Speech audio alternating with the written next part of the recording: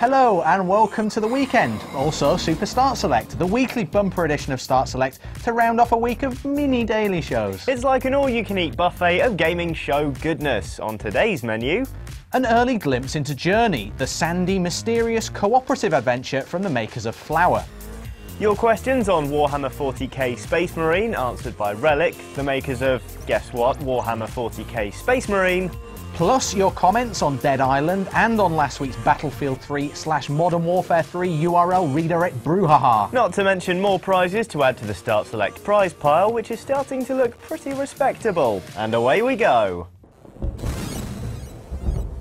How to describe a game like Journey? Well, it's got sand, vast beautiful landscapes, mysterious rogue travellers, and it's also cooperative in a completely anonymous way, so no usernames. And no audio communication beyond some basic non-verbal noises, much like our multiplayer experiences of most popular first-person shooters. Zing! For a proper insight into how this downloadable PlayStation 3 title is going to be, check out this preview of Journey's recently launched online beta.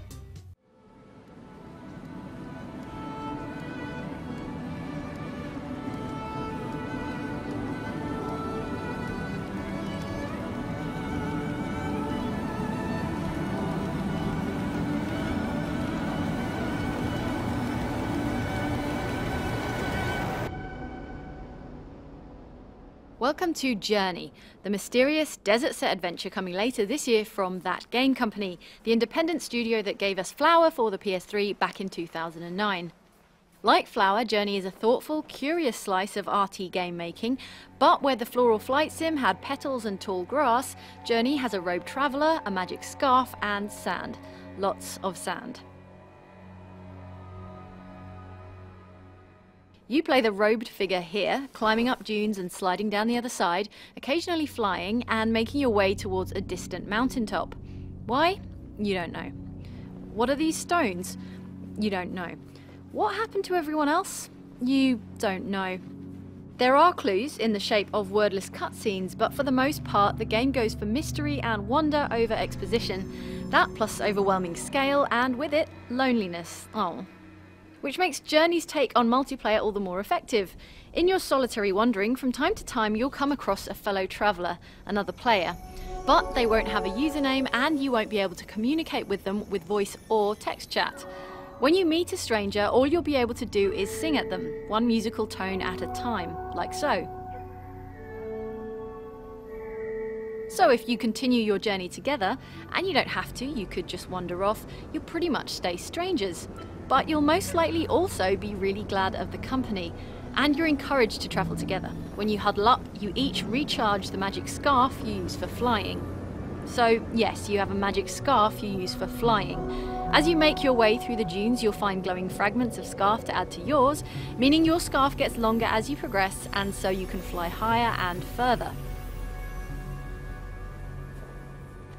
You'll also find fonts with which to recharge your scarf. In the portion of the game we've been playing for Journey's beta testing version, these are scattered around in the sand along with various ruins housing mysterious statues.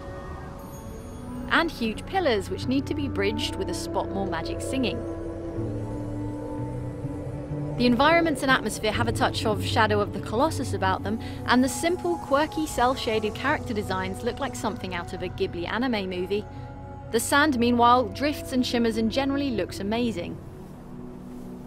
Though it's an expansive world, it's not exactly an open one. If you wander too far off course, you'll be blown back by desert winds. As far as we've seen, you'll be gently guided towards your mysterious objective, the mountain on the horizon, gliding from landmark to landmark on a mostly empty desert plain.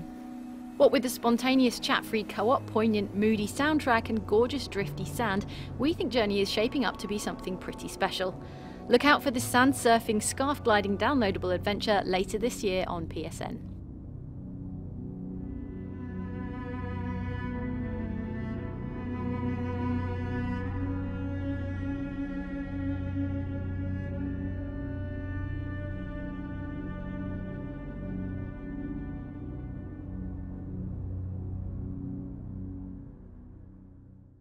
In Warhammer 40k Space Marine, the archetypal Space Marines, them of Games Workshop fame, go all Gears of War in a third-person action shooter. We last saw the game in April when it was all about chainsword massacring in single player. Little surprise, there is multiplayer, yay, but there'll be no details on it till later in July. Boo! We did, however, coax James McDermott of developer Relic into answering some of your questions ahead of the big multiplayer reveal, and here are your answers.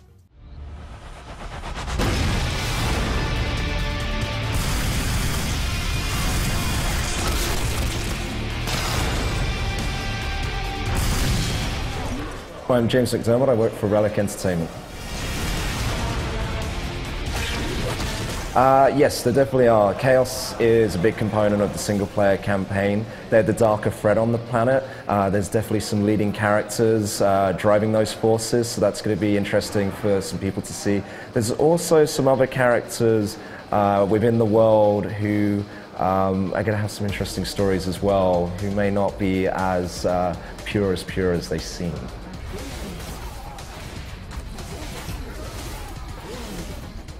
I think it's because they're the archetypal hero. You know, they come from those martial types of, Spartan warriors, warrior monks. We talk about medieval knights. Those guys have been around for centuries.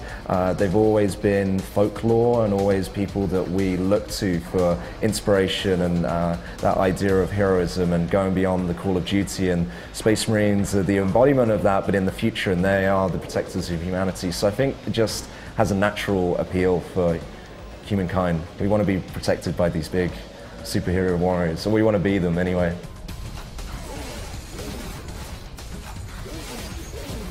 Because the guys in charge, the captains, they're the ones who've earned their stripes, have been in the most battles, so it's almost a little bit of an arrogance thing that they can take the helmets off and people can try and take pot shots at them, and they're just too skilled that you're never going to get them. So. And it's more personable if you can actually see someone's face. Or our stormtroopers just want to be Space Marines. That's a good question, and I wonder that myself sometimes. You would hope so. Then they need a back scratcher.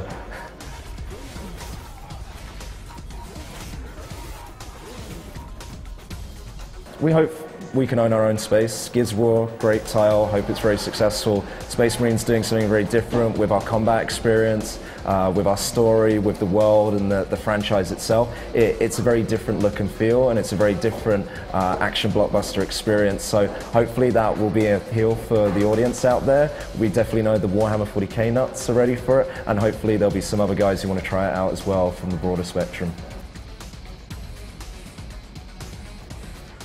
Yeah, it's very important for us to work with our different retail partners is the honest answer, and we need to find ways to give them offerings which are unique and drive people to their stores. So that's why.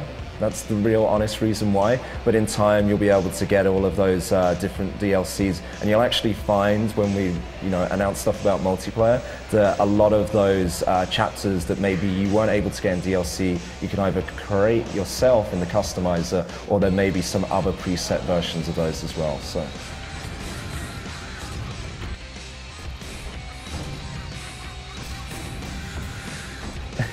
Wouldn't everyone? We'll definitely make sure that, if Space Marine is successful, and we believe it will be, then we'll definitely be looking at other races, other stories. That's going to be really important to expand the franchise that way. Yes, they will, most definitely. And we're releasing information about multiplayer on July 20th. Okay, well, Warhammer 40,000 Space Marine is coming out on September 9th. It's going to be on Xbox 360, PC, and PlayStation 3.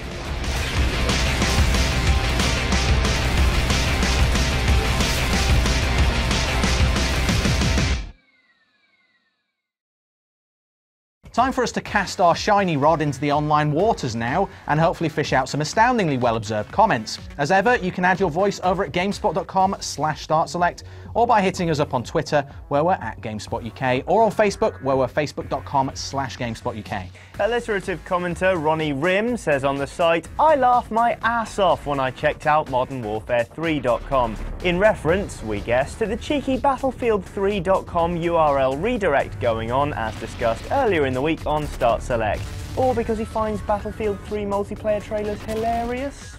Commenting on last weekend's Dead Island interview, Kaiser Casey says, "This game has gone from super excitement to complete disappointment for me. So unfortunate that they didn't go with the theme from the teaser." Aww. On the other hand, Twisty and Dark doesn't mind that Dead Island doesn't match its moody, backwards teaser trailer.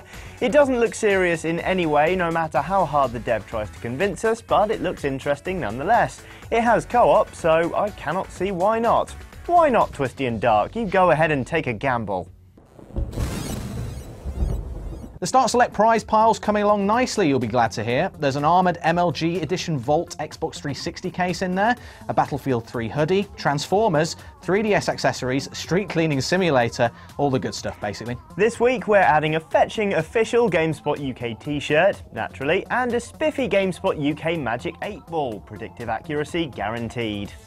We'll not stop adding prizes until we get to the point where the prize pile is so heavy it would actually kill us to carry it all the way to the mailroom for posting. Until then, keep sending us your competition entries to win. They must take the form of a game-themed limerick, like so, from Will Brooks. A video game company, Sony, had security that was baloney.